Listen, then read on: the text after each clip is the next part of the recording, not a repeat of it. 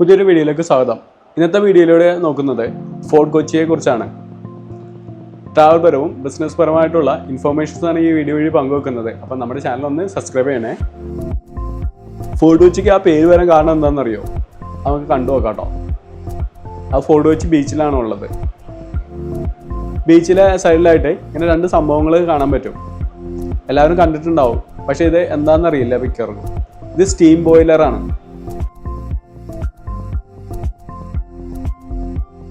നമ്മുടെ കൊച്ചിൻ പോർട്ട് ഉണ്ടാക്കിയത് ഡ്രഡ്ജ് ചെയ്തിട്ടാണ്. അതിന് ഉപയോഗിച്ചിരുന്ന ഷിപ്പുകളാണ് ലോർഡ് വില്ലിംഗ്ടണും ലേഡി വില്ലിംഗ്ടണും. ആ ഷിപ്പുകൾ ഉപയോഗിച്ചിരുന്ന ഡ്രൈ ബാക്ക് ബോയിലറുകളാണ് ഇവ. ശരിക്കും ഇവിടെ ഫലകത്തിൽ എഴുതി വെച്ചിട്ടുള്ളത് ഡ്രൈ ഡോക്ക് എന്നൊക്കെ പറഞ്ഞിട്ടാണ്. ശരിക്കും ഇത് ഡ്രൈ ബാക്ക് ബോയിലറാണ്. 1500 കാലഘട്ടങ്ങളിലെ പോർച്ചുഗൽ ഭരിച്ചിരുന്നത് മാനുവൽ 1 രാജാവായിരുന്നു. ബ്രസീലിൽ ആദ്യമായിട്ട് ഫാക്ടറി പണിതതും ഇന്ത്യയിൽ ആദ്യമായിട്ട് യൂറോപ്യൻ കോട്ട കെട്ടിയതും ഇദ്ദേഹത്തിൻ്റെ കാലത്താണ്. ഈ ഫോർട്ട് അറിയപ്പെടുന്നത് ഫോർട്ട് മാനുവൽ എന്നാണ്. ഈ ശത്രു രാജ്യങ്ങളിലെ ഷിപ്പുകളെ ആക്രമിക്കാനാണ് ഇതുപോലുള്ള പീരങ്കികൾ സ്ഥാപിച്ചിരുന്നത്. പിന്നീട് ഡച്ചുകാർ ഈ പ്രദേശം പിടിച്ചടക്കി. അവർ ഈ കോട്ട തകർത്തു കളഞ്ഞു.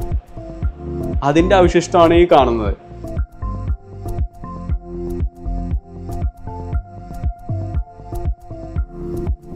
ഈ കാണുന്ന ബാസ്റ്റിൻ ബംഗ്ലാവ് ഉണ്ടല്ലോ, അതൊക്കെ കോട്ടയുടെ ഭാഗമായിരുന്നു.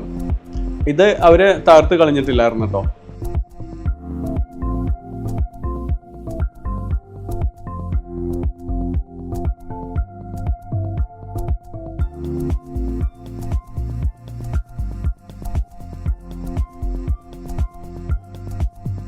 അപ്പോൾ ഈ കൊച്ചി രാജ്യത്തിന്റെ ഭാഗമായിരുന്ന ഫോർട്ടുള്ള സ്ഥലം, അതാണ് ഫോർട്ട് കൊച്ചി എന്ന് അറിയപ്പെട്ടത്.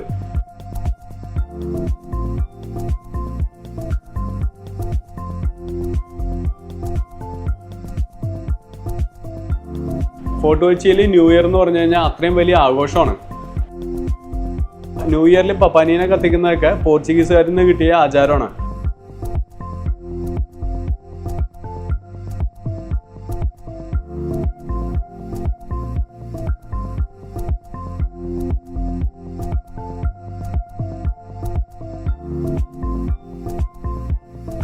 ഫോർട്ട് കൊച്ചി എന്ന് പറയുന്നത് ഇന്ത്യയിലെ തന്നെ ആദ്യത്തെ മുനിസിപ്പാലിറ്റിയാണ്.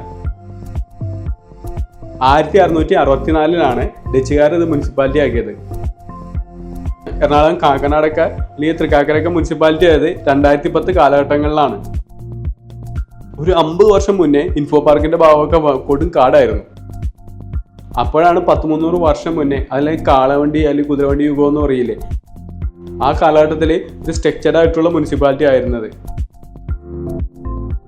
ശരിക്കും പറഞ്ഞു കഴിഞ്ഞാൽ ഇതുപോലുള്ള പഴയ ബിൽഡിങ്ങുകൾ ഒരിക്കലും നമ്മൾ പൊളിച്ചു കളയരുത്. വിദേശ സഞ്ചാരികളൊക്കെ ഇവിടെ വരുന്നത് ഇങ്ങനെയുള്ള പഴമയുടെ സൗന്ദര്യം ആസ്വദിക്കാനാണ്, അതല്ലാണ്ട് ഇവിടുത്തെ മോഡേൺ ബിൽഡിങ്ങുകളൊക്കെ കണ്ട് ആസ്വദിക്കാനല്ല.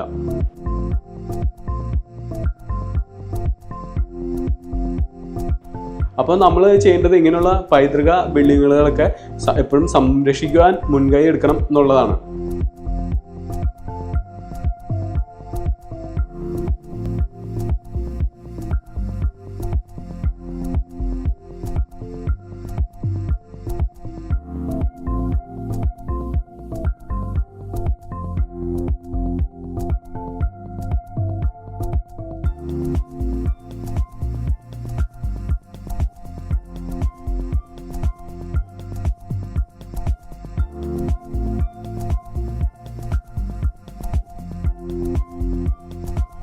അപ്പോൾ വേറൊരു നേരത്തിൻ്റെ വിശേഷമായിട്ട് അടുത്തൊരു വീഡിയോയിൽ കാണാം.